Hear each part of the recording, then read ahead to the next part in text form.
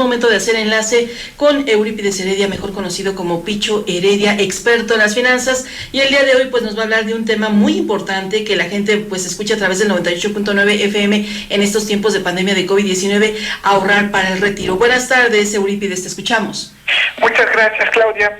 Y fíjate que hablando de edad, tarde o temprano, la fuerza física o la fuerza mental con la que contamos actualmente va a entrar en deterioro y paulatinamente va a ir perdiendo su eficacia, y cuando llegue el momento de esto, cuando ya lleguemos a la vejez, debemos de estar preparados para poder solventar nuestra propia manutención, ya que es exclusivamente nuestra responsabilidad y no de nadie más. Ya que de otra manera sería muy insensato y hasta imprudente el pensar que alguien más, por ejemplo un familiar, el gobierno, nuestros hijos, tendrían que mantenernos. Y fíjate que un dato importante, el 49% de los mexicanos piensa que sus hijos tendrán la responsabilidad de mantenerlos cuando lleguen a la vejez.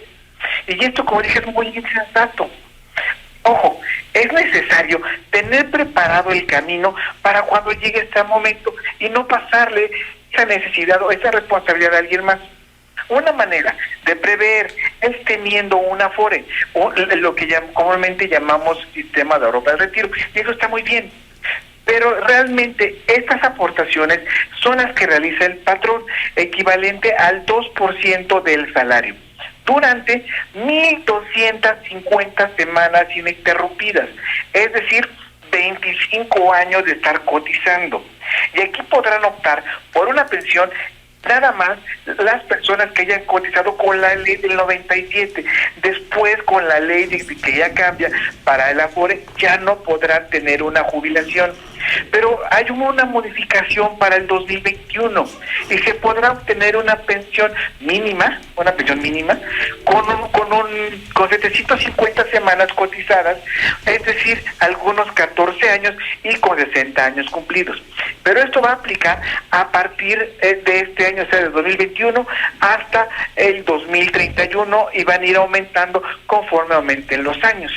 Pero para quienes no cotizaron por la ley del 97, es decir, los jóvenes, solo podrán tener sus aportaciones del SAR.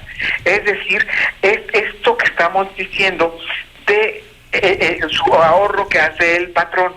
Y si se preguntaran, oye, ¿voy a tener una jubilación? La respuesta es no, solamente su retiro. ¿Y para cuánto les va a alcanzar este retiro? Y fíjate que, bueno, yo ya hice las cuentas. Te va a alcanzar para 2 años y medio aproximadamente de tu vida actual, es decir, todo lo que gastas el día de hoy con tus aportaciones del SAR únicamente te va a alcanzar para 2 años y medio. Lo que quiere decir que el Afore no es una opción muy viable para poder tener un buen ahorro del retiro y tener una buena vida cuando estemos en la vejez. Es importante tener otros esquemas de ahorro.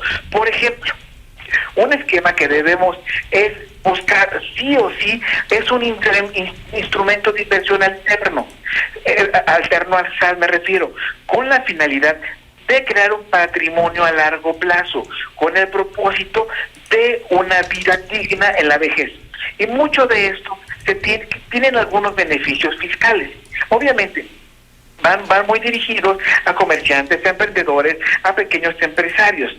Pero por las cuestiones del beneficio fiscal, pero todos debemos de buscar un esquema de retiro, ya que solo el 24% de las personas en nuestro país tiene un Afore. Y yo me pregunto, ¿qué estamos haciendo todos los demás que no tenemos esto?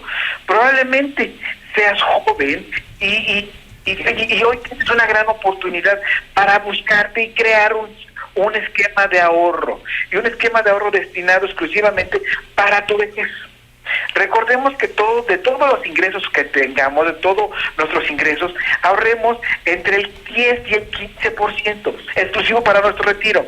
Y hay que invertirlo en estos fondos que yo hablaba, que son para el retiro, o dar aportaciones voluntarias a nuestro SAR. Mantener un esquema de seguro para el retiro, es decir, buscar una compañía de seguros que nos ayude a implementar un esquema con pagos iguales de manera mensual o anual, periódicamente, para poder ahorrar para nuestra vejez, y ellos tienen esquemas muy hechos para el ahorro. Otro es tener ahorros, por ejemplo, en CETES, ya que hemos dicho aquí en el programa que desde 100 pesos se pueden invertir y vas a obtener utilidades, intereses del 4.5% anual y estar haciendo tu propio ahorro. Lo más importante es crear el hábito del ahorro. Si estás en tus años 20, empieza ya, tienes una gran oportunidad y ahorra el 10% de tus ingresos. Si estás en tus 30, empieza también con el 20% de tus ingresos. Acordémonos que los que ya estamos después de los 30, podemos empezar con estos esquemas. Evidentemente tenemos que ahorrar más. Visualízate cómo quieres tu futuro, cómo quieres que sea, cómo quieres estar viviendo a los 65 años de edad. Y recuerda que esto es solo tu responsabilidad. Recuerda que si no ahorras para tu retiro, tu nivel de vida se va a perder paulatinamente y considerablemente. Y en esta etapa de la vida, el gasto, por ejemplo, en medicinas es mayor. Tenemos mayores necesidades que son responsabilidad de nosotros desde ahorita el contemplarlas en un futuro.